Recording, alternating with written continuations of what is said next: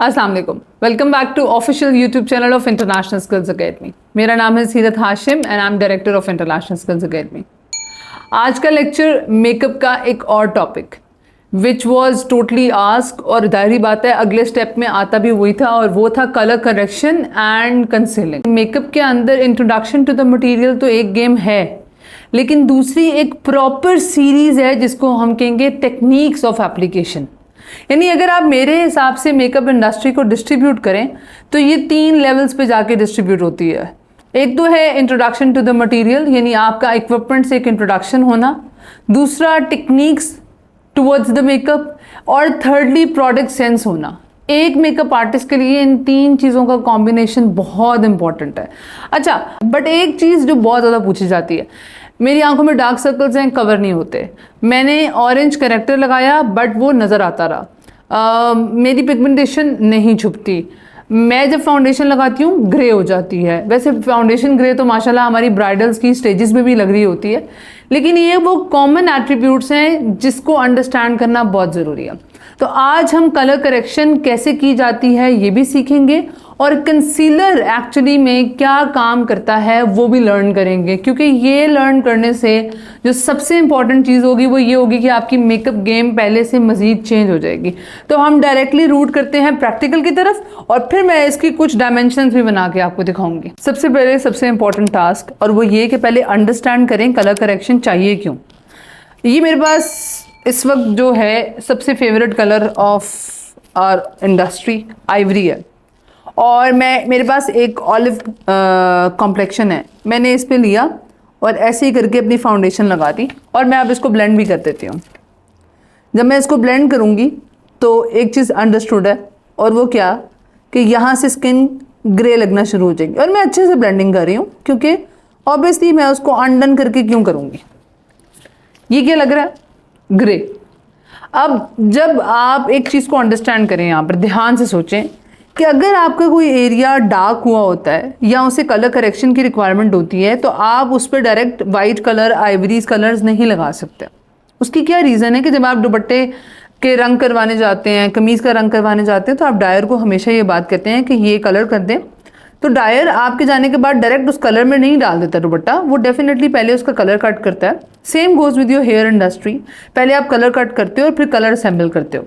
Colour cut करना is basically colour correction. मिसाल के तौर पर मैं चाहती हूँ कि मैं इसका कॉम्प्लेक्शन बिल्ड करूँ, मेरे पास एक कलर करेक्टर है। अच्छा, एक साइंस जो कि बहुत मज़ेदार है वो आपको समझना ज़रूरी है, और वो क्या कि कलर करेक्शन की पूरी साइंस बनाई हुई लोगों ने। जैसे ग्रीन चाहिए जहाँ पर रेडनेस है, पर्पल चाहिए जहाँ पर येलोनेस है, डलनेस है, और ऑरेंज चाहिए जहाँ पर ब्लैकिश या ग्रेइश अंडरटोन है। मेरी रिकमेंडेशन के मुताबिक आपके पास अपनी स्किन से 1 टोन या 2 टोन डार्कर कलर करेक्टर आपकी तमाम तर जॉब्स कर सकता है। आप एग्जैक्टली ऑरेंज जब इस्तेमाल करते हैं तो उसका सबसे बड़ा नुकसान क्या होता है कि आपकी स्किन पे एक और नई लेयर आ जाती है जिसको हैंडल करना नामुमकिन हो जाता है। लेट मी एक्सप्लेन कि कैसे। मैंने पहले यहाँ पर कलर करेक्टर लगाया। कलर करेक्टर लगाने का तरीका क्या है? आपने हमेशा कलर करेक्टर डैब डैब करके एक लेयर की तरह लगाना है। आपने कभी भी कलर करेक्टर स्वाइप करके नहीं लगाना। मैं आपको दूसरी तरफ स्वाइप करके लगा के दिखाती हूँ, बल्कि मैं इससे भी ज़्यादा ऑरेंजिश कलर करेक्टर पकड़ती हूँ, विच इज़ दिस। ठीक है, और मैं इसको अब डैब डैब कर रही हूँ ब्यूटी ब्लेंडर से। ये कलर करेक्टर जब मैंने यहाँ पर अच्छे से एक लेयर बनानी है, मैं अगेन बता रही हूँ, ये मैं किसी वजह से बता रही हूँ, आगे जाके मैं आपको समझाऊंगी कि मैं ऐसा क्यों कह रही थी आपको। और यहाँ पर मैंने कलर करेक्टर ऐसे लगाया है, ये देखें, लाइक दिस। ये कलर करेक्टर है, और अब मैंने इसको यूं करके लगा दिया, ब्लेंड करके। ये ब्लेंड हो गया, ये लेयर है। क्लियर है? ये ब्लेंड हो गया, और ये क्या है? ये ब्लेंड हो गया है, ये लेयर है। अब मैं इनके ऊपर क्या करूंगी? मैं इनके ऊपर एक आइवरी या ब्राइट कलर की फाउंडेशन लगाऊंगी, और हम रिजल्ट नोट करेंगे कि क्या डिफरेंस आता है। मैंने ली ये आइवरी स्टिक, और मैंने इसके ऊपर अप्लाई करनी है। मैंने डायरेक्टली ऐसे करके अप्लाई कर दी, या मैं इसको दूसरे तरीके से भी लगा सकती हूँ, यानी फिंगर से ऐसे करके। मैंने नीचे की लेयर को ना स्किप करते हुए ऊपर की लेयर के साथ एक यूनिटी में लेयर बनानी है, लाइक दिस। स्किप नहीं करना, नीचे वाली को डीअटैच नहीं करना, बहुत ज़्यादा पावरफुल प्रेशर नहीं देना। ये लेयर आपको जेंटली डिसॉल्व करनी है नीचे वाली लेयर के अंदर। ये कलर बिल्डिंग टेक्निक आपकी स्किन को ब्राइट तो दिखाएगी, लाइट भी दिखाएगी, पर it will never make you feel grey. Keep blending it until you get the flair you want. जैसे आपको कंसिस्टेंसी फाउंडेशन की पसंद है, जब आपको वो हासिल हो जाए आप ब्लेंड करना बंद कर दें। अभी मैं तो इससे कंपैरिजन कर ही नहीं रही, वैसे आप तो कंपैरिजन देख ही रहे होंगे। इधर मैंने फाउंडेशन उसी तरह लगाई जिस तरह मैंने उधर लगाई थी, और ब्लेंड भी मैं उसी तरह करूंगी। मैं स्वाइप नहीं कर रही, मैं ब्लेंड ही करूंगी। Keep blending. अब आपने अच्छे से इसका एक डिफरेंस नोट डाउन करना है एज अ पर्सन जो कि मेकअप इंडस्ट्री के अंदर ऑलरेडी काम कर रहा है या काम करना चाहता है। अब आप ध्यान से देखें तो आपका जो ये वाला एरिया है ये ग्रे है, ये वाला एरिया एक वेल मैनेज टोन है जो कि मैं लिफ्ट करने की तरफ लेके जा रही हूं, और ये एरिया अगेन आपका ग्रे हो गया। एक छोटी सी टेक्निकल मिस्टेक की वजह से ये एरिया ग्रे हुआ कि मैं नीचे लगाया हुआ प्रोडक्ट स्वाइप कर करके लगा रही थी उसकी लेयर बनाने की बजाय। अच्छा, अभी भी मज़ा नहीं आया तो मैं आपको एक और तरह ये चीज़ समझाती हूँ। ये एरिया जिसमें कहीं ना कहीं टैनिंग सब लोगों के पास होती है, मैंने इस पे ये चीज़ अच्छे से अप्लाई करना शुरू की। कीप ब्लेंडिंग इट, पर डोंट स्वाइप इट। एक लेयर की तरह लेकर आना, फिंगर जरा दूर कीजिएगा एक दूसरे से, थैंक यू। एंड नाउ मुझे क्या लेना है, फाउंडेशन लेना है। ब्राइट फाउंडेशन ले रही हूँ। लिक्विड फाउंडेशन क्यों ले रही हूँ, उसकी वजह ये है कि ये कर्ल्स और रिंकल्स वाली जगह है, इस पर स्टिक लगाने से मैच्योरिटी ज़्यादा फील होगी, प्रॉब्लम ज़्यादा फील होगी। ठीक है जी। मैंने इसके ऊपर लाइट सी ये लेयर इस तरीके से लगाई,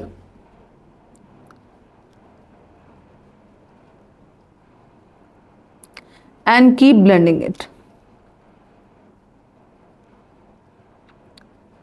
आप कहेंगे बार बार मैं ब्लेंडिंग क्यों कह रही हूँ। ब्लेंडिंग मैं इसलिए कह रही हूँ क्योंकि अगर आप ब्लेंड नहीं करते तो आपकी फाउंडेशन थोड़ी देर बाद ऑक्सीडाइज ज़्यादा बुरे तरीके से होती है। दूसरी तरफ मैंने कुछ भी नहीं लगाया, मैंने डायरेक्टली फाउंडेशन लगाई है।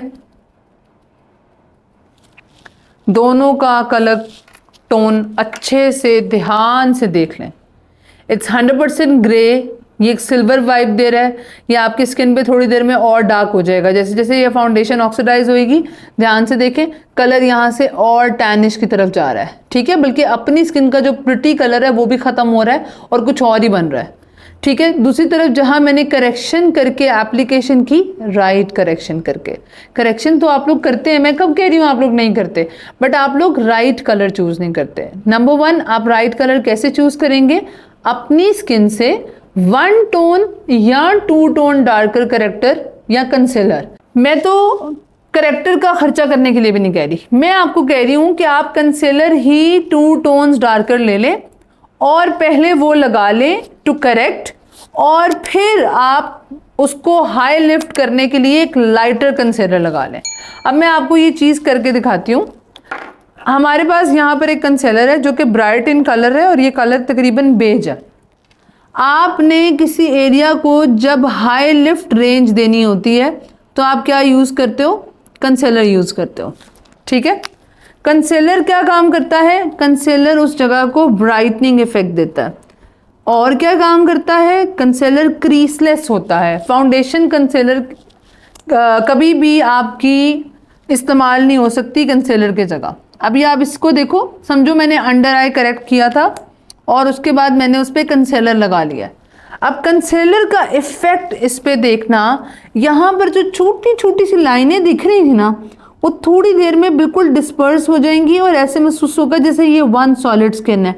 क्योंकि कंसीलर हमेशा वो बाय करना चाहिए जिससे क्रीसेस ना पड़े।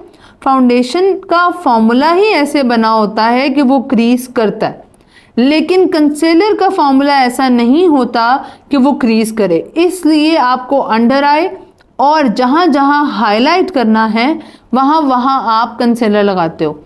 ये बात मैं अभी आपको बताती हूँ कि कौन से एरियाज आपको हाईलाइट करने हैं, ठीक है। अब कोई भी छोटा मार्क आपको छुपाने के लिए, देखें अब थोड़ा सा और टाइम गुजर गया, अब आप फिर से देखें, ये देखें यहाँ पर हमने कुछ भी नीचे इस्तेमाल नहीं किया था, कोई करेक्शन नहीं की थी, ये टोटल ग्रे हो चुका है और इस जगह को मजीद ब्लैक दिखा रहा है, जबकि ये अभी तक सेटल है और ये बाद में भी सेटल ही रहेगा। तो ये है एक मेजर डिफरेंस। एक राइट करेक्टर इस्तेमाल करें, उसकी एप्लीकेशन राइट करें, फिर उसको आप कंसीलर लगा के हाईलाइट कर सकते हैं। लेकिन राइट अवे हाईलाइट करने से क्या होगा, हमेशा आपका आई शेडो भी डिफरेंट लगेगा। अगर मैं इस पे आई शेडो लगाऊं कुछ और ही बन जाएगा, और अगर मैं इस पे आई शेडो लगाऊं तो वो कलर एनहांस होगा, पहले से कई ज़्यादा नज़र आएगा और सही शेड्स आएंगे, बिल्कुल सही शेड्स। अब मैं आपको एक और इन्फॉर्मेशन की तरफ लेके चलती हूँ। कंसीलर लगाते वक्त हाईलाइटेड पॉइंट्स का ध्यान रखना चाहिए। आपके नोज़ के पास, इस एरिया के पास कंसीलर लगेगा। ह्यूमन पे ये परफॉर्मेंस, मुझे पता है आप लोग उसका इंतज़ार कर रहे हैं, पर मैं चाहती हूँ कि ज़रा आप बेसिक्स अच्छे से लर्न कर लें, फिर आपको ह्यूमंस की तरफ हम लेके जाते हैं। कंसीलर लगाते वक्त एक पॉइंट ज़हन में रखना बहुत ज़रूरी है, और वो क्या कि आप कभी भी लैश लाइन के पास जाके कंसीलर नहीं लगाएंगे।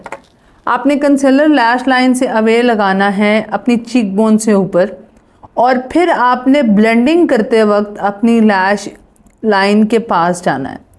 डायरेक्टली लैश लाइन के पास लगाने से एक स्ट्रॉन्ग इफ़ेक्ट आता है, जिसका सबसे बड़ा नुकसान ये होता है कि चाइनीज़ आई फील आना शुरू हो जाती है, आई कंप्रेस हो जाती है, दबी दबी लगती है, और चाइनीज़ आई फीलिंग जो है वो वहाँ पर प्रोमिनेंट हो जाती है। मैं आपको अभी करके दिखाती हूँ। ये तो अभी ह्यूमन नहीं है, और आपने फिर भी ध्यान से इस चीज़ को समझना है। ये जो हम करते हैं कि हम कंसीलर इधर लगाते हैं, ठीक है, और इधर लगाते हैं, यही हमारी नॉर्मल रूटीन है कंसीलर की, ठीक है जी। अब मैंने इस कंसीलर को यहाँ पर ब्लेंड करना शुरू किया और इधर से ऐसे फैलाना शुरू किया। ज़रा फैला भी लेते हैं ना, ताकि आपके जहन में ये बात ना आए कि मैम ने फैलाया नहीं, वरना ऐसे करो तो फिर ये सही लग जाता। ये लें, इसको हमने फैला के लगा लिया। अब आपने बिल्कुल फैसले वाली बात करनी है, और वो क्या कि आप इस आई सेट को देखें और आप इस आई सेट को देखें। ये ओपन अप है, इसमें स्कोप है, ये ज़्यादा बोल्ड लग रहा है, और अगर हम इसको देखें तो ये कंप्रेस हो चुका है, नैरो लग रहा है। आप कंसीलर जब बहुत करीब करके लगाते हैं तो एरिया क्या हो जाता है, कंप्रेस हो जाता है। थोड़ा सा कंसीलर नीचे रख के और उसका इफ़ेक्ट ऊपर ब्लेंड करने से बहुत ज़्यादा फ़ायदा रहता है। साथ ही साथ अगर माथा ब्रॉड है, centre of the forehead is broad, तो आप सेंटर में कभी हाईलाइट करने के लिए कंसीलर नहीं लगाओगे। फिर आप कहाँ लगाओगे, फिर आप साइड्स में लगाओगे टू मेक श्योर कि ये बैलेंस इफेक्ट दे। अगर माथा फोरहेड जो है वो ब्रॉड नहीं है, स्मॉल है, तो फिर आप उसको सेंटर से हाईलाइट करोगे, ठीक है, ताकि वो एक ब्रॉड फील आए। फिर आप यहाँ भी हाईलाइट करोगे, आईब्रो के ऊपर यहाँ भी करोगे और सेंटर से भी करोगे, ताकि वो एक प्रॉपर ऐसी शेप बनकर आए। अब बात आती है कि और कहाँ हाइलाइटर लग सकता है। आपने कॉन्टूर लाइन के बिल्कुल नीचे अपना कंसीलर लगाना होता है। उसकी वजह क्या होती है, आपने इस एरिया को जब हाईलाइट किया, फोरहेड को ऊपर से हाईलाइट कर दिया और इधर आपने कॉन्टूर लाइन लगा दी, तो कॉन्टूर लाइन लगने के बाद ये एरिया जब आप हाईलाइट नहीं करते और आप डायरेक्टली उसको कॉन्टूर कर देते हो, जैसे मिसाल के तौर पर मैं आपको यहाँ पर करके दिखाऊं, आपने डायरेक्टली यहाँ पर एक शेड लगा दिया, उसका नुकसान क्या होता है कि आपकी जॉ लाइन इतनी ज़्यादा प्रोमिनेंट रॉन्ग वे में प्रोमिनेंट हो जाती है कि आपके इस एरिया को साथ जुड़े रहने की ज़रूरत है। आपकी सिर्फ चिन प्रोमिनेंट हो रही होती है जब आप करेक्टर लगा देते हो, ये देखो, तब आपकी जॉ लाइन कहीं नहीं बचती, सिर्फ चिन बचती है। लेकिन जब मैं कंसीलर लगाऊंगी इधर और मैं इसको इस तरफ हाईलाइट करूंगी, तो अब मेरा ध्यान आपकी पूरी जॉ लाइन पे जाएगा, ना कि आपकी चिन पे। सिर्फ चिन निकालना डबल चिन वाले लोगों के लिए हेल्दी नहीं है, ठीक है। ये देखें, मैं आपको अभी पेपर पे ये चीज़ समझा रही हूँ, मुझे यकीन है कि जो प्रोफेशनल्स नहीं भी हैं उनको ये चीज़ देखने से समझ आ जाएगी। ये देखें, अब मेरा पूरा जॉ लाइन पे ध्यान है, अब मेरा सिर्फ चिन पे फोकस नहीं है। जिनकी डबल चिन है, जो यहाँ से फैट रखते हैं, वो जब चिन प्रोमिनेंट करते हैं तो वो उनके अगेंस्ट काम करती है, ठीक है। हाइलाइटिंग जोन्स यही हैं। कंसीलर आप हमेशा चूज़ करोगे liquid, cream based concealers use नहीं करोगे। ऑयली स्किन हो या ड्राई स्किन हो, दोनों सूरत में लिक्विड कंसीलर्स इस्तेमाल करने हैं। लिक्विड कंसीलर यूज़ करने के बाद उसका जो दूसरा एक इम्पॉर्टेंट पॉइंट है वो ये कि आप हमेशा फाउंडेशन लगाने के बाद कंसीलर लगाओगे, और अपनी टोन से 1 या 2 टोन लाइटर कंसीलर लगाने से आपको ब्राइटनिंग इफेक्ट मिलेंगे। कलर करेक्शन की बात आपको अच्छे से समझ आ गई। मैंने रखा है यहाँ पर ग्रीन कंसीलर भी हुआ है।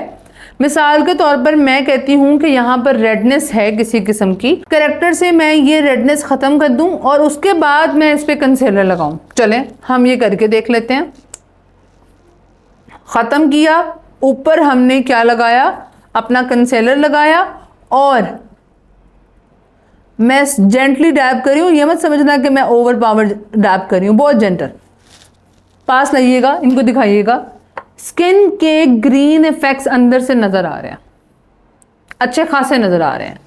अब दूसरी तरफ वही जो फॉर्मूला मैंने आपको दिया है कि आप 2 टोन डार्कर करेक्टर लगाओगे, वो लगाया। करेक्टर लगा के उसको डैब डैब किया, सेम उसी तरह। और अब इस पे हम क्या लगा लेते हैं, कंसीलर, उसी तरह, कोई फर्क नहीं। एंड नाउ उसी तरह हम इसको ब्लेंड कर लेते हैं।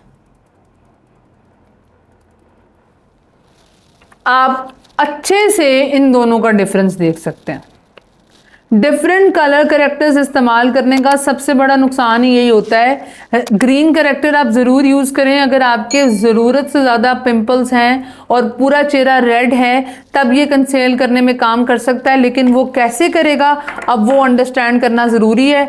आप करेक्टर लोगे, आप उस एरिया पे लगाओगे जहाँ पे रेडनेस है, और आप इसको स्वाइप करोगे। ये अब आप क्या करोगे, आप अच्छे से स्किन में एब्जॉर्ब कराओगे ताकि ये स्किन से रेडनेस का इफेक्ट उठा ले। अब आप जब इस पे प्रॉपर अपना प्रोडक्ट लगाओगे तो अब आप रिजल्ट देखिएगा।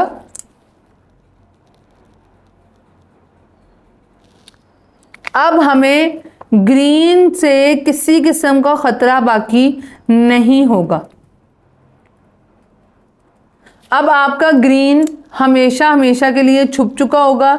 आपकी लेयर्स लगने के बाद जब फाउंडेशन लगेगी, करेक्टर लगेगा, कंसीलर लगेगा, ये 3 लेयर्स ऑलरेडी बहुत हैं चेहरे पे। अब आपको ग्रीन से ख़तरा नहीं है। अब ग्रीन ने अपने आप को अच्छे से छुपा लिया है। ऐसे करेक्टर्स जो कलर करेक्ट करते हैं, कलर कट नहीं करते, उन्हें स्वाइप किया जाता है, और जो कलर कट करते हैं उन्हें हमेशा डैब सिचुएशन में लगाया जाता है। ये बहुत इंपॉर्टेंट है अंडरस्टैंड करना। ये कलर कट नहीं करता, करेक्ट करता है। और अगर मैं इसकी बात करूं, ऑरेंज टोन की बात करूं, ये कलर को कट करता है ताकि आप अपनी मर्जी का ऊपर एक कलर लेयर कर सकें। मुझे उम्मीद है कि आपको लेक्चर में ये पॉइंट अच्छे से क्लियर हो गया होगा। फिर भी कोई क्वेश्चंस हो तो आप कमेंट सेक्शन में ज़रूर पूछें। मेरी कोशिश होती है कि मैं विजिलेंट तरीके से टीम को इनके रिप्लाई सेंड करूं और वो आपको पोस्ट करके इन सब चीज़ों का रिप्लाई जल्द से जल्द दे सकें। तो ये था colour correction and concealing overall. आपको अंडरस्टैंड करने की ज़रूरत है कि कलर करेक्शन तब करें जब रिक्वायरमेंट है, जैसे कि मैंने अपने लेक्चर के दरमियान में भी बताया। और कंसीलिंग तो हर किसी को रिक्वायर होता ही है टू हाईलाइट, पर वो कितना करना है, उम्मीद है आज के लेक्चर के बाद you have completely understood it. मज़ीद वीडियोस के लिए कीप फॉलोइंग। एक चीज़ मैं नोट कर रही हूँ, आप लोग वीडियोस शेयर नहीं करते हैं और there is a huge amount of people, screen पे आपको नज़र आ रहा होगा, जो अनसब्सक्राइब किए हुए चैनल को देख रहे हैं, विच इज़ वेरी बैड। मैंने आपको टारगेट दिया था कि अक्टूबर के एंड तक आप 10,000 सब्सक्राइबर्स कराएं, जिसमें आप लोग फेल हो चुके हैं, तो कोई गिव अवे नहीं आ रहा है। और अब मैं आपको लास्ट चांस दे रही हूँ कि आप नवंबर तक इसको 10 to 15,000 सब्सक्राइबर्स पर लेके जाएंगे तो हम एक ह्यूज गिव अवे जो कि कैश प्राइज लेकर आएगा वो लेकर आएंगे। तब तक के लिए सीखते रहें, सिखाते रहें, अपना बहुत ज़्यादा ख्याल रखें।